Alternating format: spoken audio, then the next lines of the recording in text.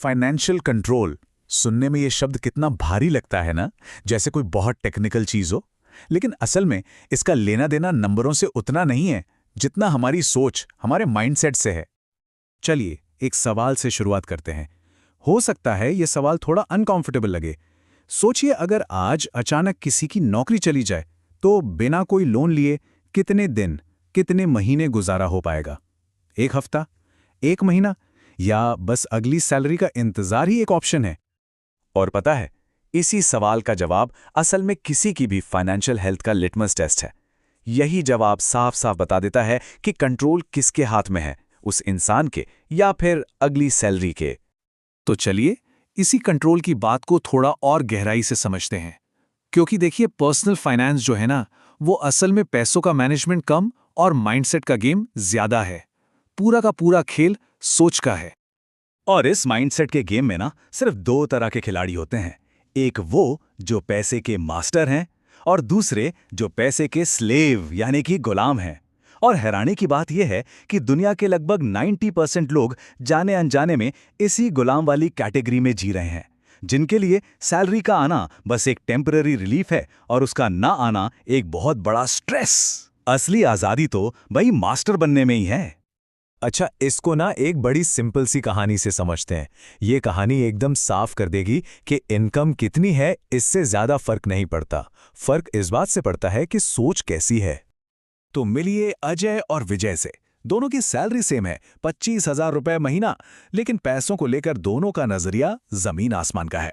अजय का फंडा है, आज में जियो, एंजॉय करो, तो बस ईएमआई पर नया फोन, वीकेंड पर पार्टियां, ये सब चलता रहता है। और दूसरी तरफ है विजय, जो पहले भविष्य के बारे में सोचता है। उसने अपनी सेविंग्स को ऑटोमेट कर दिया है और छोटी मोटी इन्वेस्टिंग भी शुरू कर दी है। अब जरा फास्ट फॉरवर्ड करते हैं 5 साल आगे। क्या लगता है क्या हुआ होगा? अजय कर्ज और टेंशन में फंसा हुआ है और विजय, उसके पास लाइफ में चॉइस है, ऑप्शंस है और एक अलग ही लेवल का कॉन्फिडेंस है। देखिए, शुरुआत दोनों की एक ही जगह से हुई थी, पर सिर्फ सोच के फर्क ने दोनों की मंजिल को पूरी तरह से बदल दिया। तो सवाल ये उठता है कि लोग अजय जैसी सिचुएशन में फंसते ही क्यों हैं, खासकर तब जब उनकी इनकम बढ़ रही होती है। यहीं पर कहानी में एंट्री होती है एक बहुत ही कॉमन साइकोलॉजिकल ट्रैप की। ज्यादातर लोगों के मन में ना एक बहुत बड़ी गलतफहमी होती है। वो क्या है? अरे यार, बस एक बार इनकम बढ़ जाए सारी प्रॉब्लम सॉल्व हो जाएंगी। लेकिन सच्चाई इससे कोसों दूर है। ये सोच बिल्कुल 100% गलत है। इस जाल का एक नाम है लाइफस्टाइल इन्फ्लेशन। अब ये क्या भला है? बड़ा सिंपल है। जैसे जैसे इनकम बढ़ती है, खर्चे भी उसी स्पीड से या कभी-कभी उससे भी ज्यादा तेजी से बढ़ जाते हैं और नतीजा, सेविंग्स बेचारी वहीं की वहीं रह जाती हैं और इंसान अमीर बनने का बस सपना ही देखता रह जाता है। ये जो खतरनाक साइकिल है ना, ये कुछ ऐसे काम करती है। स्टेप 1, इनकम बढ़ती है। स्टेप 2, इनकम के साथ साथ ईगो भी बढ़ता है। स्टेप 3, उस ईगो को मेंटेन करने के लिए लाइफस्टाइल को अपग्रेड किया जाता है। और स्टेप 4, सेविंग्स गोल मतलब जीरो।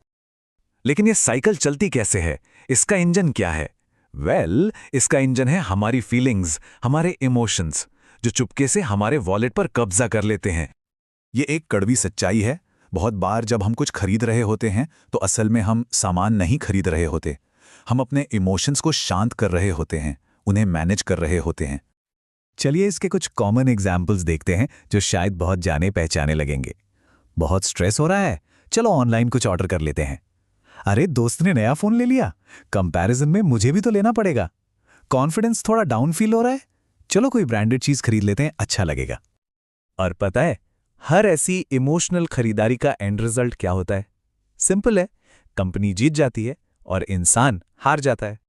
तो फिर इस इमोशनल और फाइनेंशियल जाल से बाहर निकलने का रास्ता क्या है? सॉल्यूशन एक बहुत ही सिंपल लेकिन बहुत पावरफुल सोच के बदलाव में छिपा है। इसे हम कह सकते हैं कंट्रोल का गोल्डन रूल। यहां पर दो माइंडसेट आमने सामने हैं। पहला है लूजर माइंडसेट, जो कहता है ठीक है, महीने के सारे खर्चे कर लेता हूं, फिर जो बचेगा उसे सेव कर लूंगा। और दूसरा है विनर माइंडसेट, जो कहता है नहीं, पहले जो सेव करना है उसे अलग रखूंगा और फिर जो बचेगा उसे खर्च करूंगा। सुनने में यह सिर्फ शब्दों का खेल लग सकता है, लेकिन यकीन मानिए, इसी एक छोटे से बदलाव से पूरी फाइनेंशियल कहानी पलट जाती है। इसको ना नंबर से समझते हैं। मान लीजिए इनकम है 30,000 रुपये। अब विनर माइंडसेट क्या करेगा? वो सबसे पहला काम ये करेगा कि 6,000 रुपये ऑटोमेटिक सेविंग्स में डाल देगा सैलरी आते ही। अब खर्च करने के लिए कितने बचे? 24,000 रुपये। बस इस एक सिंपल से सिस्टम से सेविंग्स अब अगर बच गया तो वाली बात नहीं रहती, वो एक गारंटी बन जाती है। तो आखिर में पूरी बात बस एक सवाल पर आकर टिक जाती है। फैसला हमेशा दो चीजों के बीच ही करना होता है, आज का थोड़ा सा टेम्परेरी कंफर्ट या फिर आने वाले कल का परमानेंट कंट्रोल। और यही एक चॉइस है जो सब कुछ तय करती है।